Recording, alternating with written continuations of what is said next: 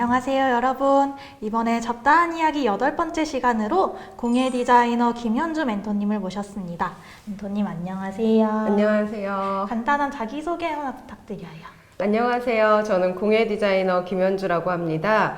저는 대학교에서 제품 디자인을 전공하고 회사를 다니면서 공공 디자인 일을 했어요. 그러다가 2013년에 독립을 해서 조각 기반의 작품 활동, 테이블웨어, 인테리어 소품 등을 만드는 브랜드를 운영하고 있고요. 기업들과의 콜라보를 통한 디자인 개발 같은 일도 하고 있고요. 잡다한 이야기에서 만날 수 있게 돼서 반갑습니다. 디자이너라는 말은 많이 들어봤지만 공예가 앞에 붙은 디자이너는 좀 새로운 것 같아요. 공예와 공예 디자이너에 대해서 설명해 주실 수 있으실까요? 공예라고 하면 아름답고 실용적인 그런 쓰임이 있는 물건을 말하고요. 공예 디자인이라고 하면 숙련된 손기술을 바탕으로 거기에 이제 지성과 마음이 결합돼서 만들어지는 것. 이게 기술이 결합돼서 아름답고 사용이 가능한 그런 물건을 말할 수 있어요. 멘토님께서 하시는 공예 종류엔 어떤 것들이 있을까요? 저는 이제 흙, 나무, 돌, 종이 이런 자연 소재에 관심을 갖고 그런 작업들을 이어오고 있는데요. 무늬가 대리석 같은 경우에 보면 되게 화려하고 아름답잖아요. 조금 더 심플한 형태의 인테리어 소품을 만들고 있고요. 종이로는 뭐 트레이, 접시, 노트 파우치 이런 공예 디자인 제품을 만들고 있습니다. 멘토님께서 공예 디자이너가 되신 계기와 이유가 있을까요? 학교 다닐 때 교과서 옆쪽에 보면은 꼭 그런 애들 있죠. 맞죠. 모퉁이에다가 그림 그리고 넘기다 보면은 막 움직이는 것도 만들고. 그래서 어렸을 때부터 제가 이제 좋아하는 일, 하고 싶은 일들이 좀 미술 쪽에 관련이 되어 있었는데, 그래서 예고도 가려고 막 그렇게 고민을 하긴 했었어요, 중학교 때부터. 근데 이제 부모님이 앞으로 평생 하게 될 일에 대한 결정을 하는 건데 조금 더 신중하게 고려해 보라고 해서 일단 일반 고등학교에 진학을 했고, 그리고 나서도 제가 이제 미술로 진학을 하고 싶다는 생각이 강해서 꽤 고민을 하다가 그래서 디자인과로 진학을 하게 되었어요. 아주 어렸을 때부터 제가 좋아하고 하고 싶었던 일은 예술과 관련된 것이라는 거를 항상 그게 가슴에 있었고 그걸 발전시켜 가면서 어떤 방향성을 나중에 잡게 된 것 같아요.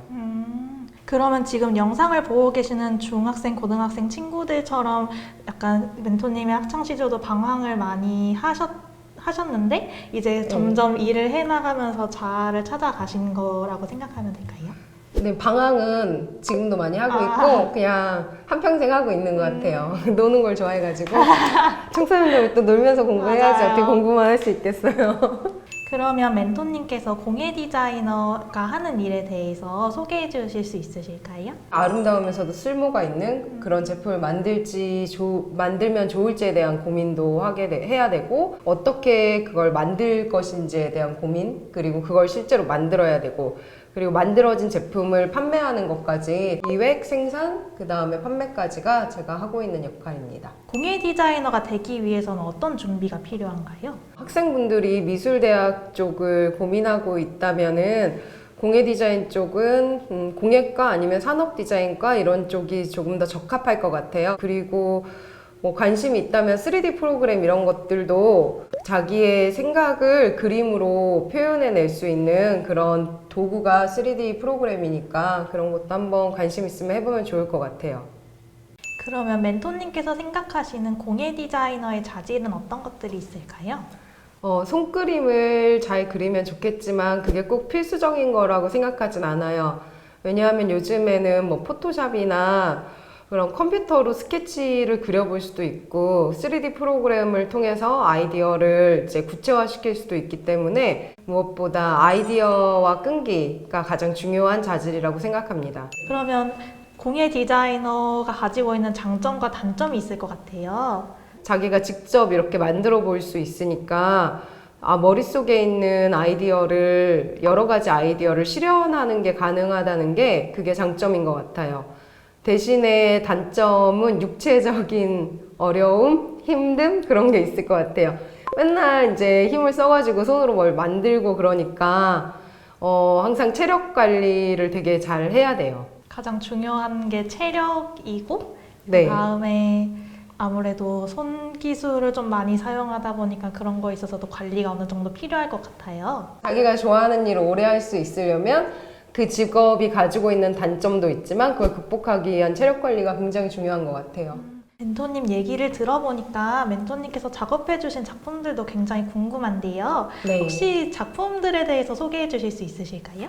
네, 제가 대리석 작업을 가장 오래 했는데요. 대리석 작업은 한 11년 정도 이어서 하고 있는 것 같아요. 대리석은 굉장히 단단하고 무거운 소재라 다른 작가분들께서 많이 시도하지 않았던 소재인데 자연 소재가 주는 그런 아름다움에 꾸준히 매료되어 왔고 계속 대리석 작업을 할 수 있었던 것 같아요. 근데 이렇게 꾸준히 하다 보니까 주변에서 인정도 받게 되고 그래서 2017년도에 자동차 회사에서 주최하는 공예 어워드에서 선정이 되었거든요.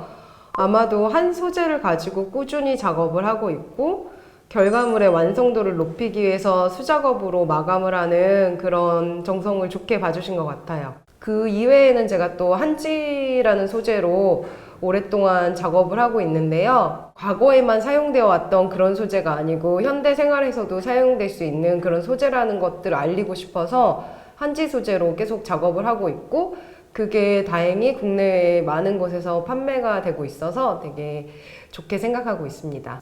그럼 멘토님께서는 작품과 관련된 아이디어는 주로 어디서 얻으시는 편이세요?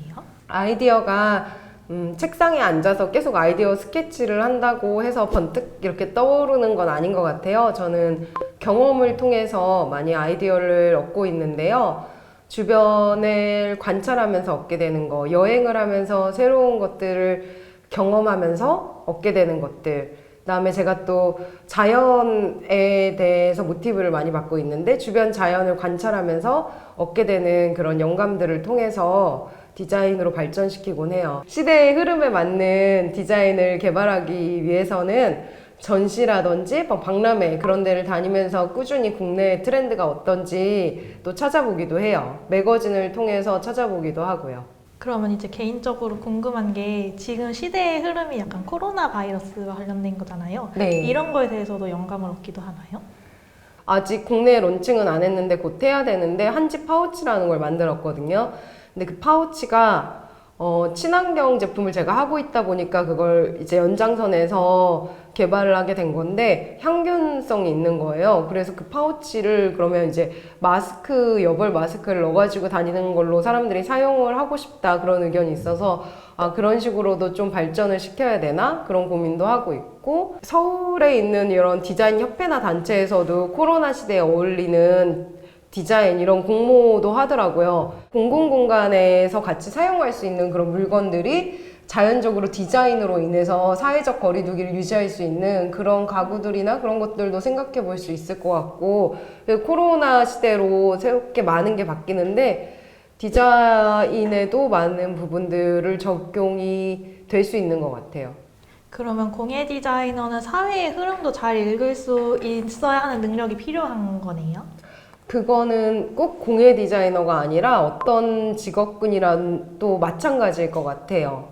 사회는 항상 빠르게 변하고 있잖아요. 거기서 내가 또 흐름을 놓치고 현실에만 안주하고 있다 보면은 도태될 수 있으니까 항상 사회적으로 어떤 현상이 일어나고 있는지 관심을 갖고 스스로 발전시켜야 된다고 생각을 해요. 그러면 이제 학생들이 조금 궁금해할 질문인데요. 네. 이제 핸드메이드나 수공예 작품을 보면 가격을 딱 봤을 때 공이 왜 이렇게 많아? 이러잖아요. 네. 그 작품의 가격이 정해지는 기준이 있을까요? 그 하나의 작품을 만드는데 재료비, 그 다음에 제가 이걸 하나 만드는데 몇 시간이 걸렸는지 그런 인건비까지 포함된 금액이 이제 원가라고 할 수 있죠. 원가를 기준으로 그렇게 나가야 되는 경비들을 더해서 산출이 되고 있어요. 어느 정도 합리적인 가격대에 판매하려고 하는데 근데 그 마감 완성도라든지 그런 게 보면 되게 이렇게 탁탁 찍어내서 똑같이 나오는 공산품과 손깃이 깃든 공예품과의 차이점이 있잖아요.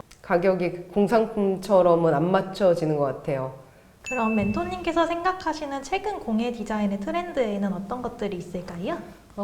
전통의 현대와 기술의 결합 등을 들 수 있을 것 같아요. 새로운 기법이나 외형을 추구한다기보다는 각 나라마다 갖고 있는 고유의 전통을 재해석한 그런 공예품들이 많이 늘어나고 있거든요. 최근에는 그걸 많이 사용하는 건 아니지만 3D 프린팅으로도 도자기를 만들 수 있는 그런 기술을 개발된 사례도 있어요. 금이나 은 소재, 그러니까 반지 같은 경우에도 3D 프린팅으로 만들 수 있게 되었거든요.